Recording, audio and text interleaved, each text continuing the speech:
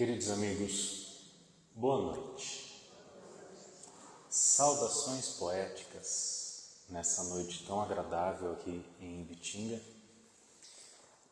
De fato eu me sinto em casa e agradeço infinitamente o carinho que essa casa sempre dispensa ao meu coração.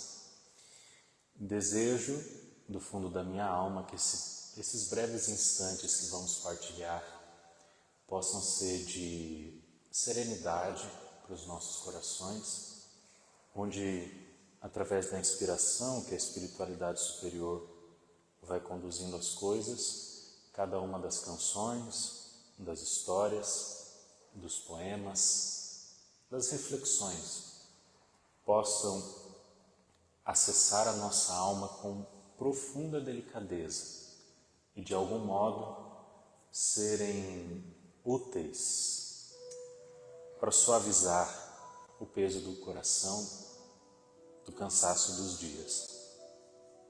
Porque sempre que me recordo de Ti, sou inundado por incomum alegria, como se fosse dominado por uma cascata sinfônica de felicidade. Sinto-me semelhante ao solo, crestado pela ardência do verão e visitado inesperadamente por generosa chuva enriquecedora. Sempre que a Tua lembrança me chega à mente, os sentimentos desatam em emoções felizes que pareciam aprisionadas no abismo dos meus sentimentos. Sempre que me encontro em solidão e me recordo de Ti, inundo-me de peregrina luz que transforma a minha noite num amanhecer, convidando-me a avançar com entusiasmo do dia. Sorrio e me transporto a regiões de inefável ventura. Tão logo me lembro de Ti, peregrino amor, e lamento a infinita pequenez em que me encontro ante a majestosa grandeza que Te é peculiar. Não sorrias caçoando de mim, amor de libertação, mas fixa-te na minha mente e no meu coração, a fim de que reines triunfante no país da minha existência, de um sonhador das estrelas luminosas. Quando sento ao piano para cantar, alguma coisa acontece em mim. Eu viajo no universo, motivado por um verso assim. Em todo lugar há uma canção para quem deseja abrir as janelas do próprio coração, para se inspirar, destrancar o portão, para ouvir a seresta mineira, cantoria do sertão.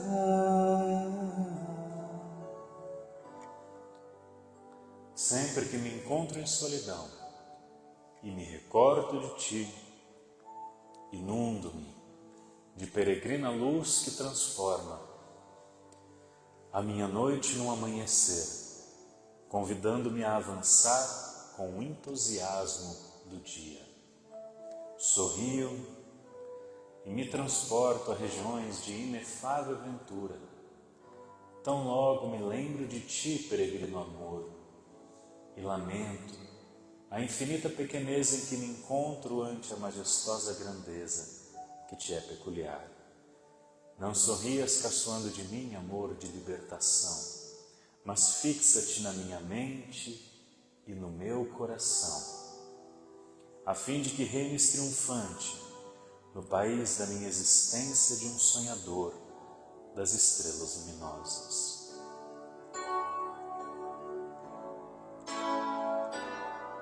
Em todo lugar há uma canção para quem deseja abrir as janelas do próprio coração,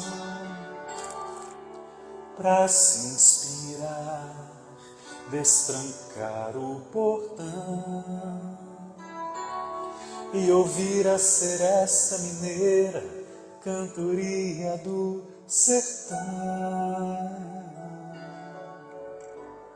Sinto uma luz me atravessar,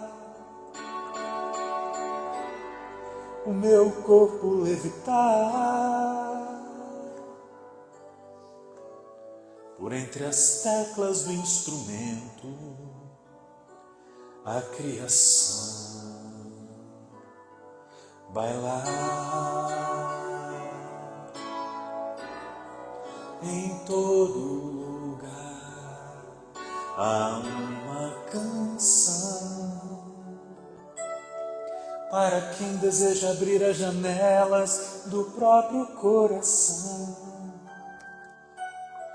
para se inspirar, destrancar o portão e ouvir a seresta mineira, cantoria do sertão. Quando sento ao piano pra cantar,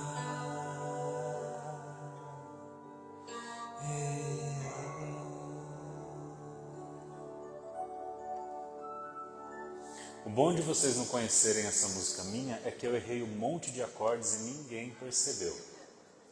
Isso é muito bom. João vivia com a sua família num sítio que havia herdado dos seus pais. Nessa pequena chácara morava com a esposa, um casal de filhos.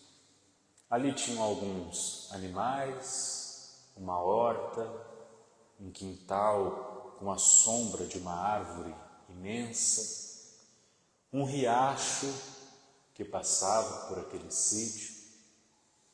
Moravam numa casinha feita de madeira, mas simples, pintada de branco, com os telhados avermelhados, e apesar de simples, dava uma belíssima pintura.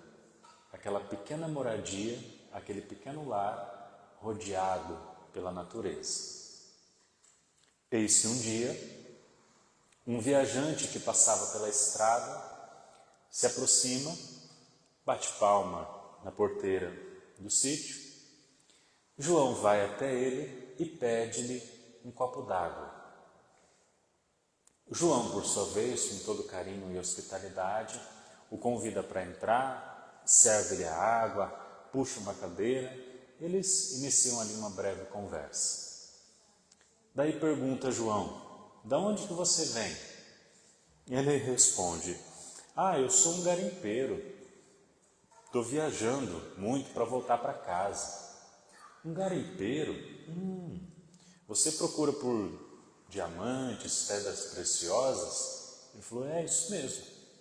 "E você já encontrou alguma por acaso?" Aquele viajante sentiu confiança em João e, para responder a sua pergunta, ele abre a sua bolsa, tira uma pequena trouxa de couro, um saquinho de couro, muito bem amarrado.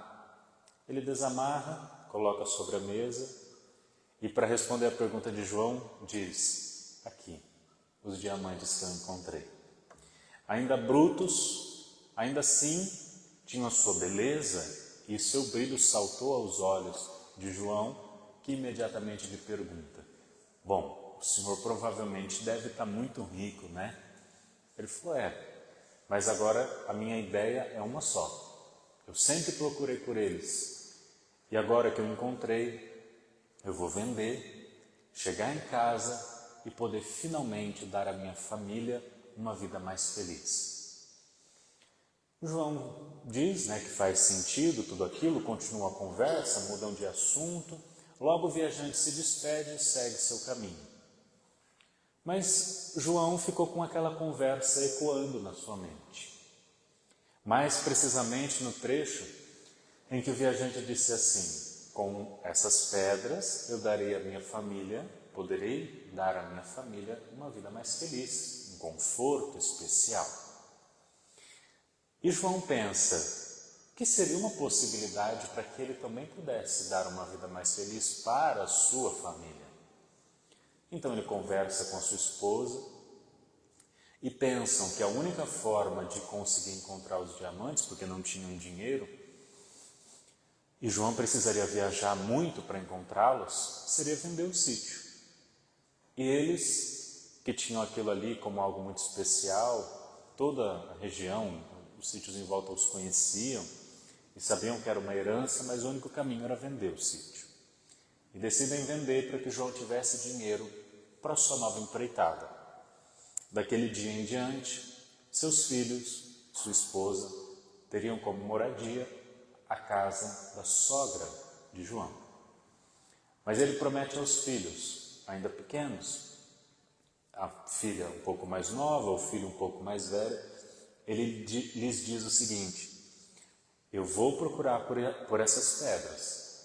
Assim que eu encontrar, eu voltarei, para que eu possa dar a vocês uma vida mais feliz como vocês sempre mereceram.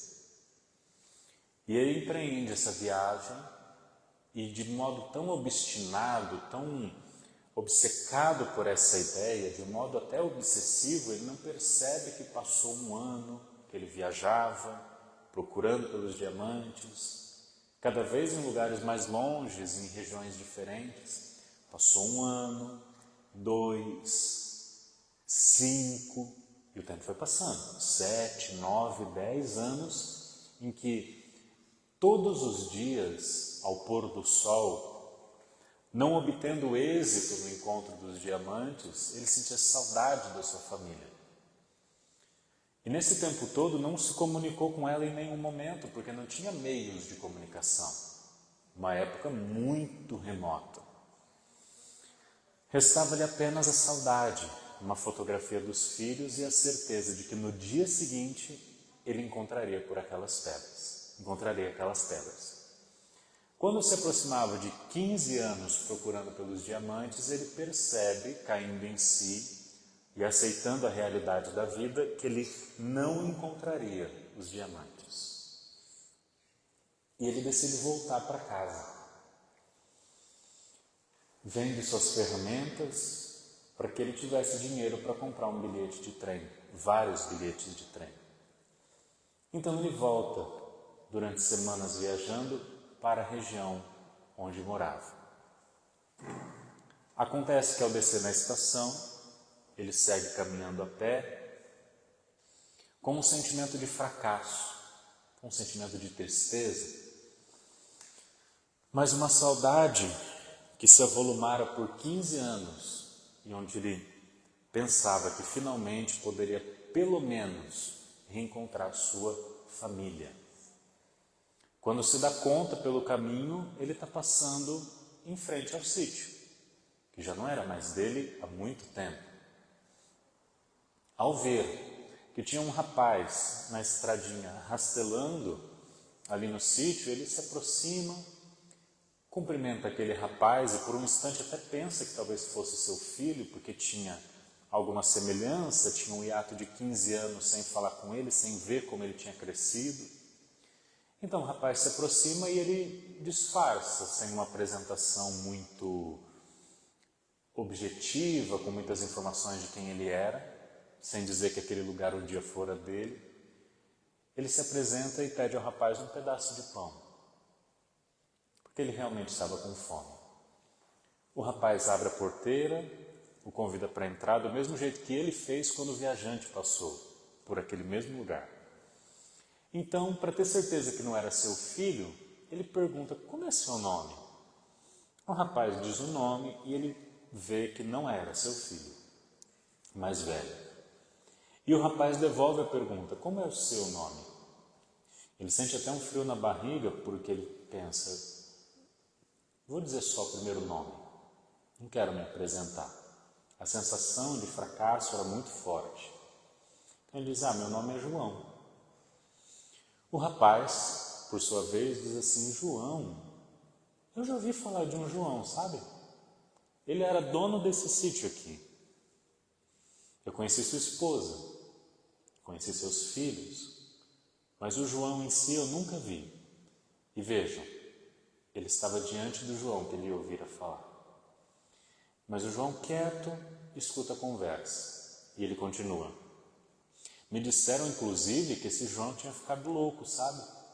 Porque ele foi atrás de diamantes, abandonou sua família, nunca mais deu notícias, e a família nunca mais ouviu falar dele. Mas também, com tanto tempo, aí João fica atento ao que ele vai dizer e o rapaz fala: faz tanto tempo que ele partiu, que ele nunca mais deu notícias, que também nem ia adiantar muito que ele voltasse, porque a esposa dele já faleceu, faz mais de 5 anos.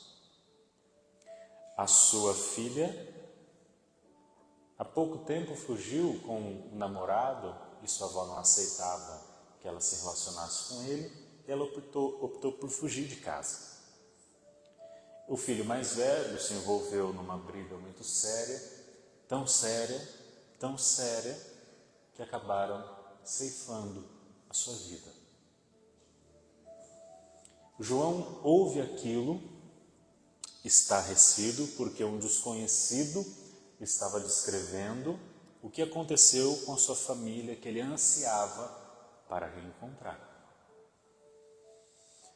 Antes que ele tivesse tempo de processar esse sentimento amargo que ele começava a sentir no coração, com a mistura de luto, com remorso, com saudade, com fracasso, ele vê que no quintal bate uma brisa e faz balançar os galhos da árvore, atravessa alguns raios de luz com mais intensidade, e no chão daquele quintal algumas pedrinhas brilharam mais forte do que as pedras comuns, um brilho específico. João tem a sua atenção voltada para aquelas pedras que ele vê brilhar no chão. Vou fazer só uma pausa por causa da transmissão.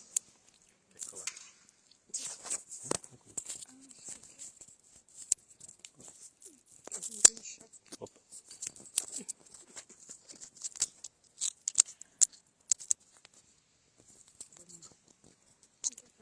Eu acho que se colocar ele paradinho na frente da caixa...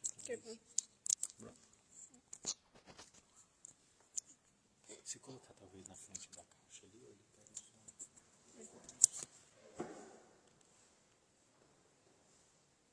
João, ao ver o brilho daquelas pedras que estavam no chão, no meio de pedras comuns, sabia exatamente o que eram. E ele vai até elas, e elas estavam num montinho assim, porque o filho do rapaz que tinha encontrado. Aí João vai até elas, pega e analisa e fala assim para o rapaz: mas espera aí, você sabe o que é isso daqui? São diamantes. Eu passei 15 anos da minha vida procurando por eles. E ele se sentia de uma forma tão atordoada que ele revela para o rapaz: essa família que você descreveu que morava aqui era a minha família. Éramos nós que morávamos aqui. Esse João que você ouviu falar e nunca viu, sou eu. Mas não faz sentido essas pedras estarem aqui no quintal da minha casa. E seu filho brincando com elas como se fosse qualquer pedra, que tiraram de mim tudo que eu tinha. E o rapaz, meio desconcertado, responde para ele assim: olha, meu senhor, se isso é um diamante ou não, eu não sei, mas eram diamantes. O que eu posso afirmar ao senhor é que naquele riacho que corre lá embaixo, sabe? Foi lá que meu filho encontrou essas pedras e a gente achou aos montes dela. Porque um dos grandes desafios de nós, de muitos de nós, espíritos reencarnados aqui na Terra, é o de percebermos que aquilo que é mais valioso para a nossa trajetória nessa vida já está nas adjacências do nosso lar. É preciso ter olhos de ver e ouvidos de ouvir.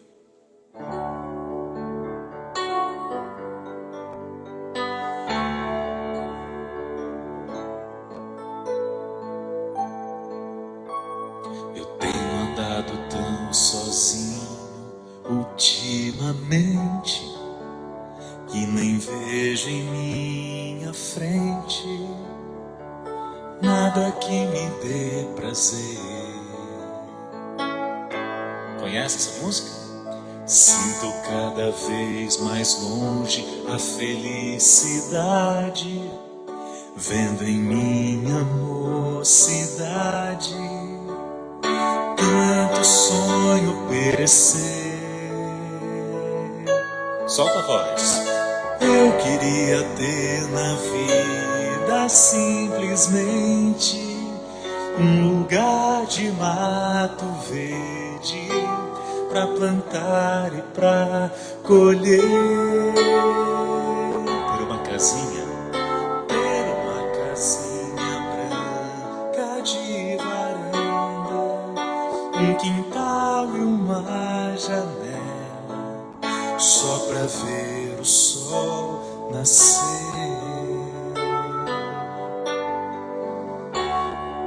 Legal, mas agora é a vez dos encarnados cantarem comigo, tá bom? O convite que eu fiz para cantar foi para os encarnados. Então solta a voz e canta sem medo de ser feliz. Vai. Eu queria ter na vida simplesmente um lugar de mato verde pra plantar e pra colher. Isso. Ter uma casinha branca de varanda, um quintal e uma janela, só pra ver o sol nascer.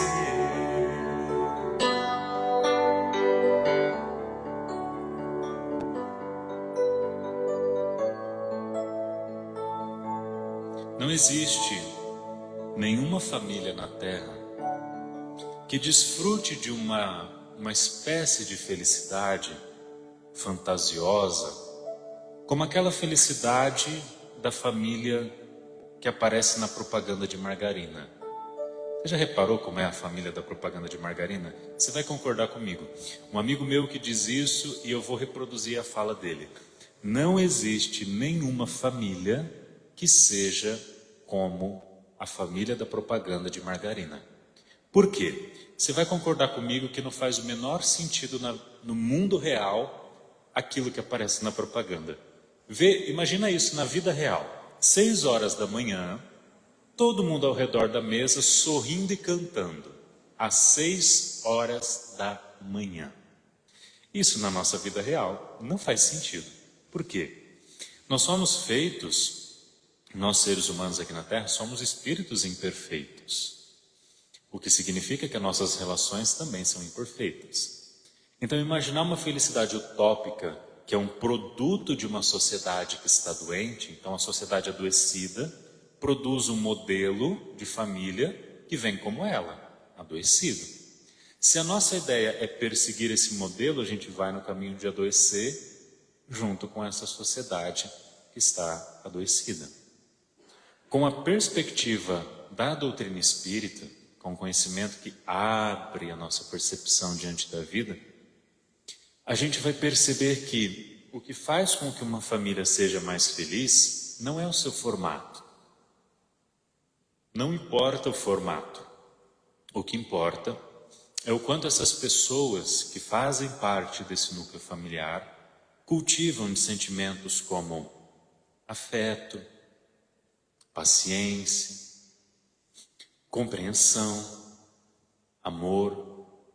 Cultivo o cultivo de sentimentos como esses, é que fazem com que essa família de pessoas imperfeitas seja mais harmoniosa, mais feliz. Eu, por exemplo, eu tenho um filho do coração. O nome dele é Pedro. O Pedro chegou na minha vida quando ele contava com 5 anos de idade. Desde quando a gente se conheceu até hoje, nós colecionamos muitas histórias de vida, histórias felizes, histórias de aprendizado, histórias difíceis.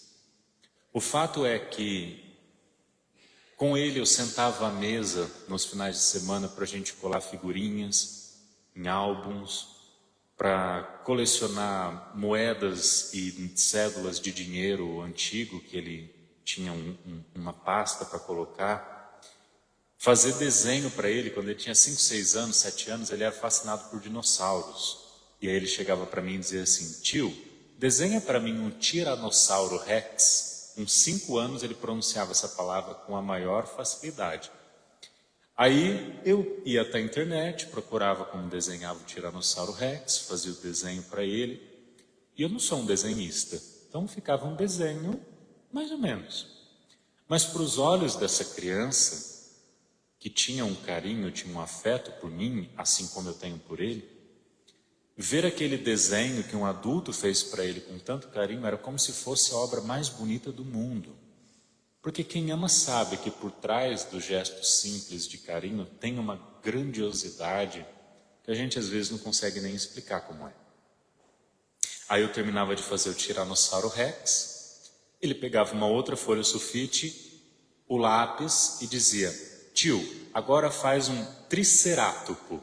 Aí eu falava: meu Deus do céu. Eu falei: Pedro, nem sei como é o tricerátopo. Aí eu procurava na internet e fazia o desenho para ele. E ele sempre aprendeu a manifestar o amor que sentia, dizer que amava, não ter receio de dizer que amava, de ser carinhoso, de abraçar. Eu apresentei para ele um jogo de videogame que, quando eu tinha a idade dele, para mim era o auge. Se chama Super Mario World. É um jogo que é um pouquinho antigo, assim, né? Do final do século passado. Que para jogar você tinha que soprar uma fita quando ela estava velha, para colocar no aparelho e ver se ela funcionava. Você queria fazer ela reencarnar, sabe? Fazer com que ela não desencarnasse. Aí, pegou, vamos jogar e não encosta no aparelho. E aí, esse Pedro sempre foi muito carinhoso. Hoje, dia 6 de julho de 2026, ele completa 14 anos. E eu não pude estar com ele, né? Vou poder abraçá-lo só sexta-feira. E esse Pedro fofinho que eu descrevi para vocês, você foi criando na mente, ele já não existe mais, tá? Ele hoje, com 14 anos, está num processo que eu chamo carinhosamente de mutação, porque ele está se transformando numa criatura, crescendo, a voz engrossando. Às vezes ele chega para mim e a voz dele ainda não tá no ponto certo onde ela vai ficar, e aí você percebe que a fala dele está assim: ô tio, onde que está aquele cabo do carregador que eu não estou conseguindo encontrar? Vocês perceberam, né, que a voz fica oscilando. Quando ele tinha 7 anos, vivemos uma experiência que é uma das crônicas que faz parte do livro Florescer. Nós estávamos no aniversário da minha tia, uma festinha numa chácara para comemorar seus 40 anos. Estávamos eu, Pedro e a Karen, que é a minha esposa. Num dado momento da festa, o Pedro, inquieto para ir embora, né, falou: vamos embora, está frio, eu quero ir para casa. Daí eu puxei um assunto com ele, porque não tinham servido nem o bolo ainda, gente. Eu falei: gente, não vai embora agora, espera um pouquinho, né? Então eu puxo um assunto para ele esquecer que queria ir embora. Eu digo a ele: Pedro, você prestou atenção em qual é o tema do aniversário da festa? E o tema do aniversário era uma dessas personagens da Disney, uma dessas princesas e tal. E aí tinha a mesa do bolo, tinha as decorações nas mesas. E aí a gente lembrou de qual filme que era. Eu falei: tia, é do filme tal. Eu falei: minha tia provavelmente deve gostar muito, né, se identificar com essa personagem. Ao que o Pedro responde a seguinte frase: sim, tio, ela deve gostar sim. Porque o tema do aniversário tem que ser alguma coisa que a gente ama. Não faz sentido a resposta dele? Faz ou não faz? Faz. Então guarda no coração essa frase que ele disse para você entender essa história. O tema do aniversário tem que ser algo que a gente ama. Vai, os encarnados agora comigo, vai. O tema do aniversário tem que ser algo que a gente... Você precisa guardar essa informação. Eu disse, verdade, Pedro, faz sentido. E qual vai ser o tema do seu aniversário esse ano? Como era um ano de Copa do Mundo, ele falou, eu quero que o tema do meu aniversário seja da seleção brasileira. Daí eu vou pausar a história e vou saltar 3 meses no tempo, no dia do aniversário dele, e depois eu volto. Imaginem essa cena. Vai ficar fácil de eu descrever essa cena, porque ela é semelhante à cena do dia de ontem. O jogo ia ser antes da festa de aniversário. Tudo ia acontecer na casa do avô. Eu ia assistir o jogo, depois ia ser a festinha do Pedro. Só que no dia do aniversário dele, a seleção não estava colaborando com o tema do aniversário, se é que você consegue me entender. Já estava no segundo tempo, 3-1 para a Bélgica. Eu vou passar rápido por esse assunto, porque eu sei que para alguns ainda está doendo. Para mim ainda está doendo também. Então o Pedro, sentindo no final do segundo tempo que não ia dar Brasil, aquele clima de velório que já estava na sala, ele, muito perspicaz, chega no ouvido da Karen e diz assim, mamãe, o tema do meu aniversário vai ter que ser da Bélgica, porque o Brasil não vai ganhar esse jogo. Daí, voltando para o aniversário da minha tia, eu pergunto a ele, e qual a sua sugestão, Pedro, para o aniversário do tio?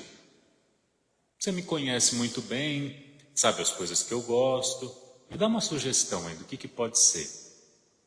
Lembrando da premissa, o tema do aniversário tem que ser algo que a gente ama.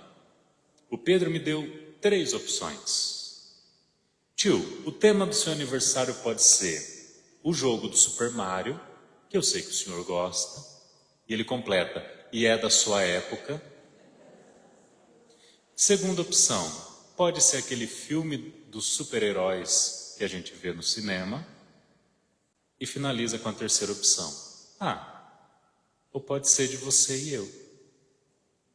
E foi com essa resposta que eu entendi que o amor é uma construção silenciosa. Ele está naquilo que a gente diz, eu te amo. Mas ele se consolida muito mais nos gestos que se manifestam silenciosamente. E não tem coisa mais linda do que esse eu em desenvolvimento se sentir amado. Pode ser de você e eu. E é claro que eu escolhi a terceira opção. Não só naquele aniversário, não só nos outros aniversários meus, mas em todos os dias da minha vida.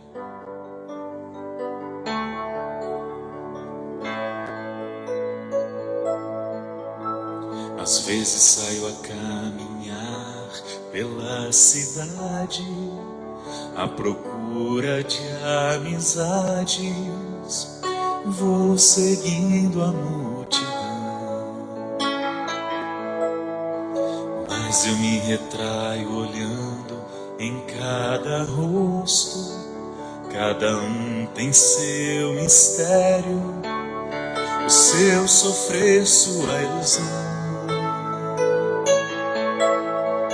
Eu queria ter na vida simplesmente um lugar de mato verde pra plantar e pra colher. Ter uma casinha branca de varanda, um quintal e uma janela, só pra ver o sol nascer.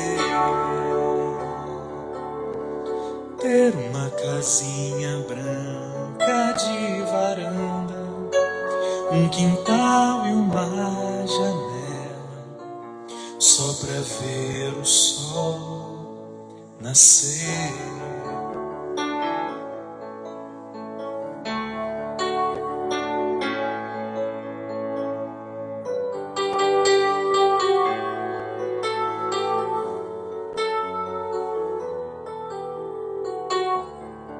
Joana de Ângeles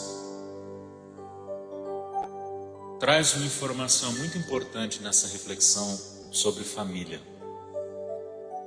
É na convivência familiar que moram os desafios mais importantes que nós precisamos vivenciar enquanto espíritos em evolução. E olha só que reflexão profunda que ela traz, que análise profunda ela traz.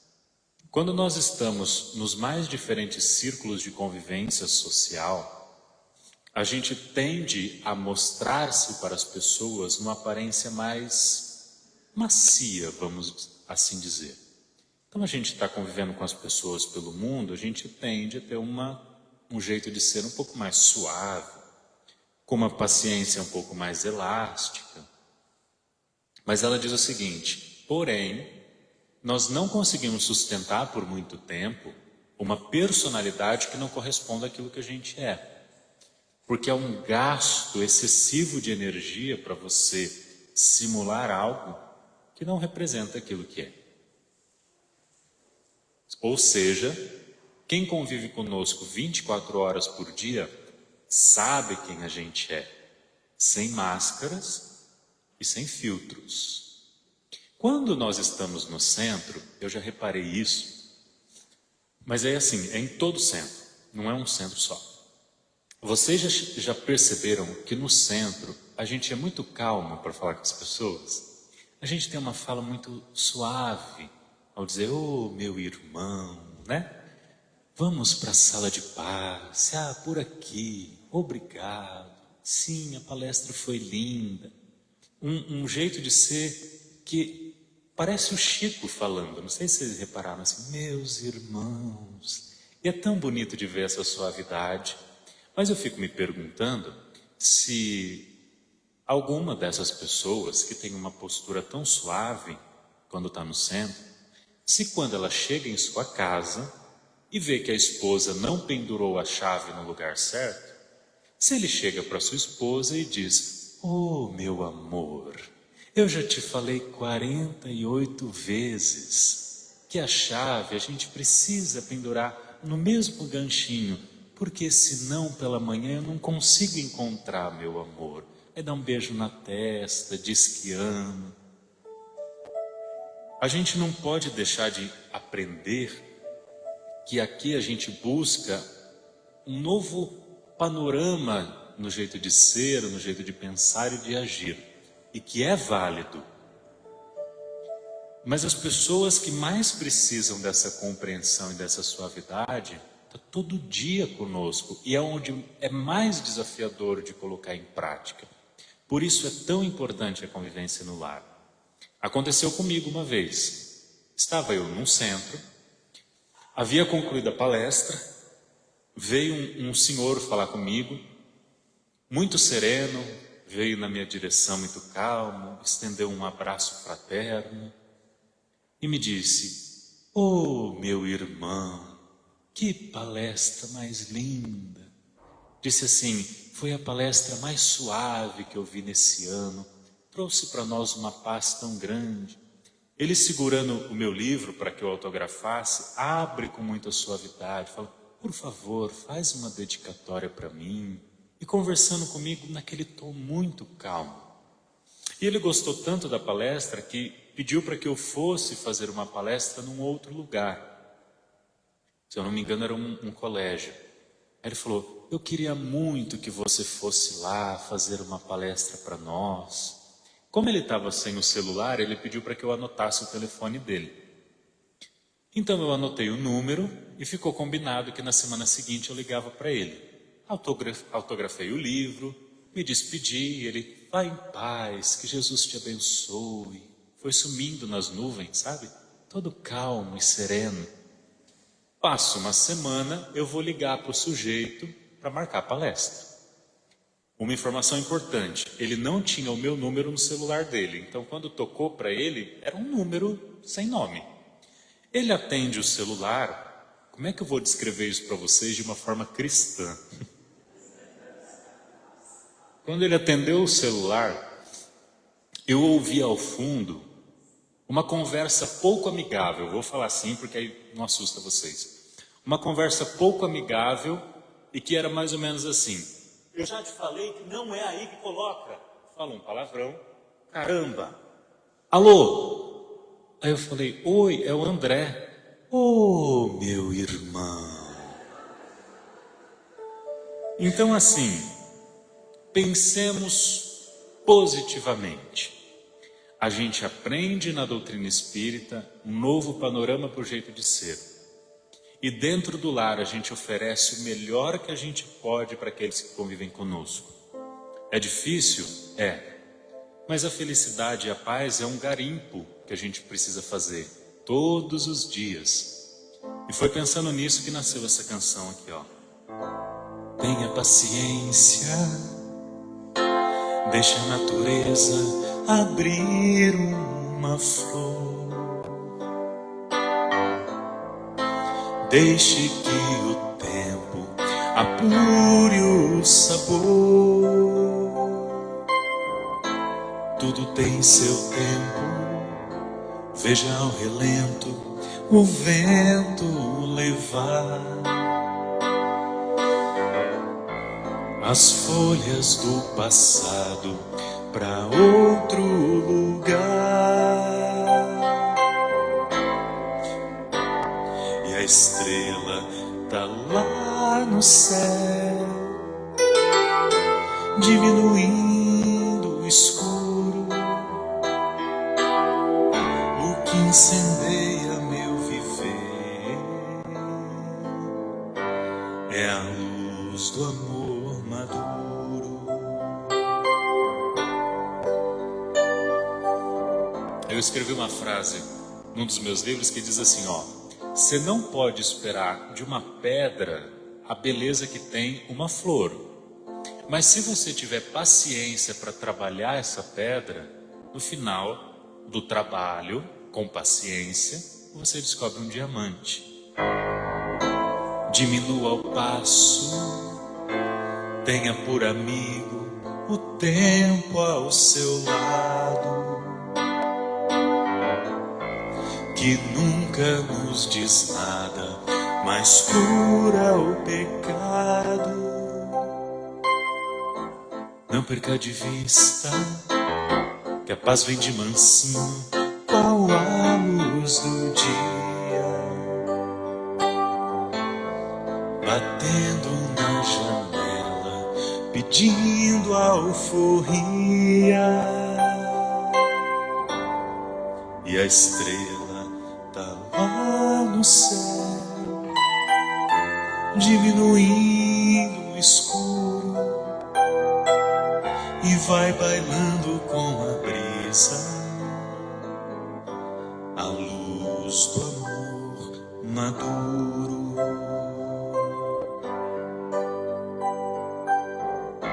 Tenha paciência,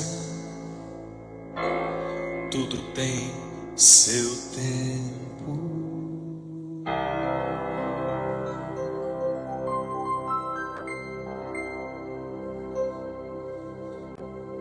Na nossa trajetória enquanto espíritos a caminho da evolução, uma das nossas características principais é que a gente não consegue existir na solidão.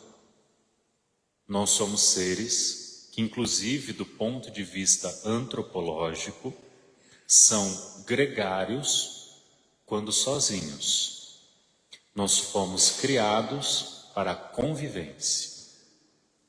Na perspectiva espiritual, essa compreensão se amplia, porque a cada reencarnação, cada pessoa que passa pela nossa vida cria conosco algum tipo de conexão.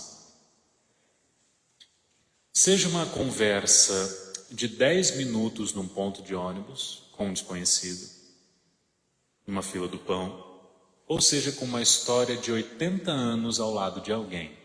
Em todas as situações a gente vai criando laços.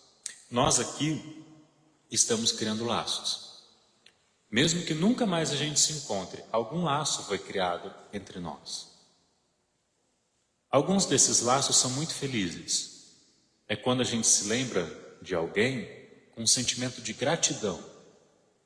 por qualquer motivo que seja, você lembra da pessoa e o sentimento que te liga a ela é gratidão.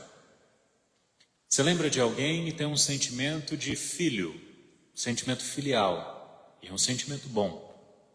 Você se recorda de alguém, ou alguém se recorda de você e tem um sentimento maternal, paternal, um sentimento de acolhimento, de amizade, de afeição.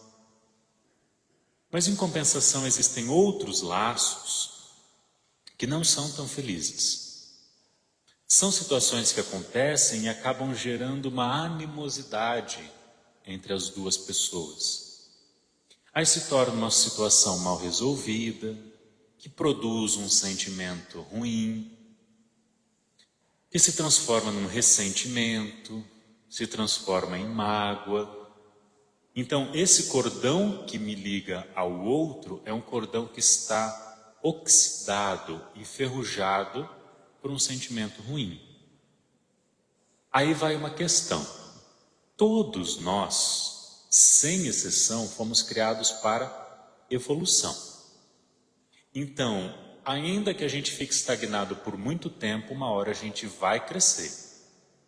O que acontece? Se nós estamos progredindo espiritualmente na direção de sermos espíritos de luz, não dá para a gente fazer essa jornada deixando laços infelizes pelo caminho por onde a gente passa. Essa conta não fecha. Daí o que acontece? A doutrina nos informa que uma das leis que nos rege enquanto espíritos é a lei do amor. Então, qualquer que seja o laço infeliz, ele precisa ser sublimado, retemperado numa conexão fraterna. Há um laço de ódio, mas a sabedoria divina precisa fazer com que a gente entenda que esse laço de ódio precisa ser sublimado e virar um laço fraterno. Aí o que a espiritualidade faz? A sabedoria divina faz? Como se fosse um espetáculo, uma peça teatral que é a vida, um grande espetáculo da vida, naquela determinada situação, naquela determinada reencarnação, criou-se um laço infeliz. E eles precisam se reencontrar. A sabedoria divina se encarrega de colocar-nos num novo cenário, com outra iluminação, com outro figurino, trocando os papéis dos personagens. Mas esses dois atores que possuem uma conexão infeliz são os mesmos. Muda o cenário, muda o figurino, muda os papéis, mas os dois atores que precisam se reencontrar são os mesmos.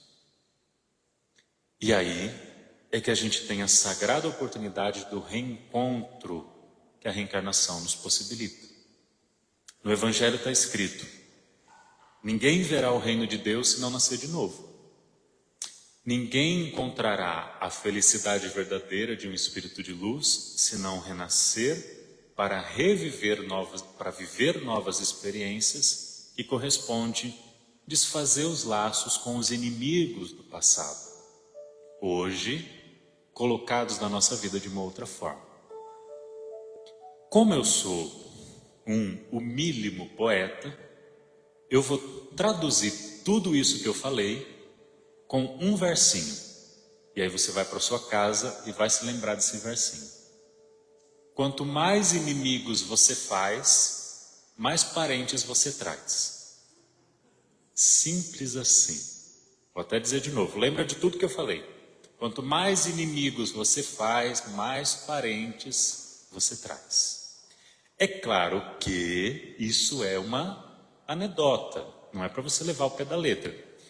Eu disse isso numa palestra lá em Goiânia, no mês de abril, que eu estava lá. E aí veio uma senhora no final da palestra e me disse assim: André, quando você falou aquilo eu fiquei preocupadíssima. Eu falei, por quê? E isso ela me contou no seguinte contexto: a gente estava comendo pamonha. Gente, eu achava que a pamonha de Piracicaba era boa, até comer a de Goiânia. Então estávamos nós ao redor da mesa comendo uma pamonha. E ela falou assim: eu fiquei preocupadíssima quando você falou aquilo. Eu falei, por quê? Porque só irmãos nós somos em 18 na minha família. Fizemos um encontro entre os familiares com todo mundo ano passado, deu 250 pessoas, então eu fiquei muito preocupado. Falei, não precisa levar o pé da letra. A sabedoria divina, ela é completa. Então, não significa que todo mundo que está no círculo de convivência familiar seja um desafeto do passado. E para ir mais fundo ainda, hoje não importa nenhuma informação sobre o que esse alguém foi ou fez no passado, ou o que você fez para ele no passado. Essa informação não importa nesse momento. O que importa é se o sentimento que te liga ao irmão, ao pai, ao filho, à mãe, a mãe, o irmão, o pai, qualquer pessoa que seja do círculo de convivência, é se esse amor que você está desenvolvendo por ele é genuíno. Porque se for um amor condicional de pensar assim, não, eu preciso amá-lo porque eu fiz muito mal para ele no passado, se torna um amor que não brota da sinceridade. Então, há um caminho para isso. Cada ser humano é limitado. Cada pessoa só dá o que consegue. E no fim das contas a gente percebe que cada pessoa com a sua limitação é do jeito que é e não do jeito que eu desejo que ela seja. Um exemplo final, eu vou falar do Pedro, já que hoje é o dia dele. Lembra que eu disse que ele sempre dizia que amava a gente? Eu te amo muito, muito, muito, muito. Grudava no pescoço, escrevia bilhete. Hoje eu digo para ele, Pedro, o tio te ama muito. Aí ele responde, eu também. Só, desse jeito. Mandei para ele uma mensagem, liguei, parabéns, hoje é o seu dia, eu estou muito feliz, eu te amo muito, isso é importante na minha vida. Aí ele faz uma pausa de um segundo, obrigado, tio. Então eu entendo que ele nessa fase que ele está de pré-adolescente, eu não posso exigir desse coração que ele não tem para me oferecer. Mas como toda história tem sempre um final feliz, o amor sempre nos dá o final feliz, eu encerro te dizendo que eu tinha feito uma jornada de palestras e fiquei muitos dias fora de casa. Voltei, fiquei 3 dias em casa e ia sair de novo. O Pedro, quando me vê arrumando as coisas para viajar, colocando os livros na mala, pergunta, tio, olha só, ele não queria demonstrar. O senhor vai viajar de novo? Falei, vou. Mas quanto tempo o senhor vai ficar fora? Eu falei, 7 dias. Ele disfarçou, pegou a água na cozinha, dali a pouco eu fui me despedir dele. Ele no degrau de cima da escada, eu no degrau de baixo, ele me abraça, eu digo para ele, fica com Deus, ele me abraça e diz, eu te amo muito. Ando devagar, porque já tive pressa, levo esse sorriso, porque já chorei demais. Hoje me sinto mais forte, mais feliz, quem sabe, só levo a certeza de que muito pouco eu sei. Eu nada sei. Conhecer as manhas e as manhãs, o sabor das massas e das maçãs. É preciso amor para poder pulsar, é preciso paz para poder sorrir, é preciso a chuva para florir. Todo mundo ama um dia, todo mundo chora, um dia a gente chega, o outro vai embora.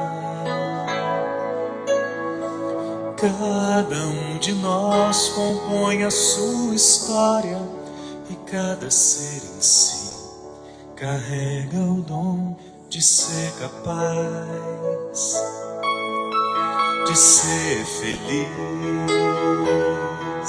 Diz comigo, conhecer as manhas e as manhãs, o sabor das massas e das maçãs. É preciso amor para poder pulsar, é preciso paz para poder sorrir, é preciso a chuva para florir. Ando devagar porque já tive pressa e levo esse sorriso, porque já chorei demais.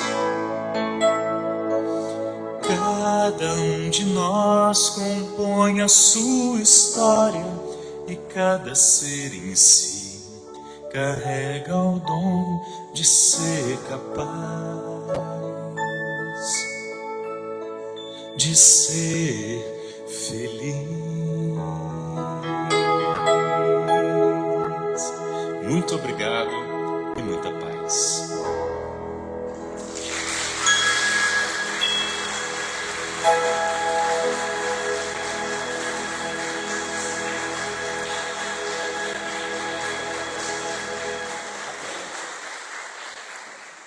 Gente, eu conversei com o nosso amigo, ele tinha falado para eu ir até 11h45. Eu não sei se era brincadeira ou se era sério. Era brincadeira. Eu não ia fazer vocês ficarem até 11h45. Eu quero agradecer, eu agradeço de todo o meu coração mais uma vez a essa casa que sempre me acolheu com tanto carinho. Se eu não me engano, é o nosso terceiro encontro. Graças ao Orson, que muitos devem conhecer lá da cidade de Matão, eu tenho um carinho enorme por ele e foi ele que me possibilitou que eu encontrasse pessoas tão maravilhosas como vocês na minha estrada. E tão especial é o Orson que o Florescer, quem fez o prefácio do livro foi ele. Eu tive o carinho de que ele aceitasse o convite para prefaciar essa obra, que é uma obra de reflexões, de histórias, para você ler aos pouquinhos e acumulando essas histórias e deixando que elas adentrem a alma. Para além do livro Florescer, tem outros livros também, tem livros de poesia, outras obras de reflexão como Iluminar, que também foi citado. E nós temos 2 livros para crianças que estejam na faixa etária de 0 a 152 anos de idade. Então, se você estiver nessa faixa etária, pode ser para sua criança interior. O pendrive, que contém canções cantadas, canções instrumentais e música para meditação também, como essa que toca durante a prece, que é uma música para evangelho no lar e tudo mais. E palestras também. E por fim, nós temos dessa vez a caneca poética, que ela vem com uma frase de uma poesia, para você tomar um café com poesia. Olha que chique. Não tem tecnologia que pague uma experiência dessa. Sabe qual é a frase que está na caneca? Sorrisos, esse que vocês estão me entregando agora. Sorrisos são poesias de curta duração. Muito obrigado. E para cada um de vocês tem um marcador de página desse. Pode levar, não tenha dó de pegar, porque a gráfica me mandou 20.000 marcadores de brinde. Então não tenha dó de pegar, porque tem um esperando por você. Leva como uma recordação do nosso encontro. Obrigado.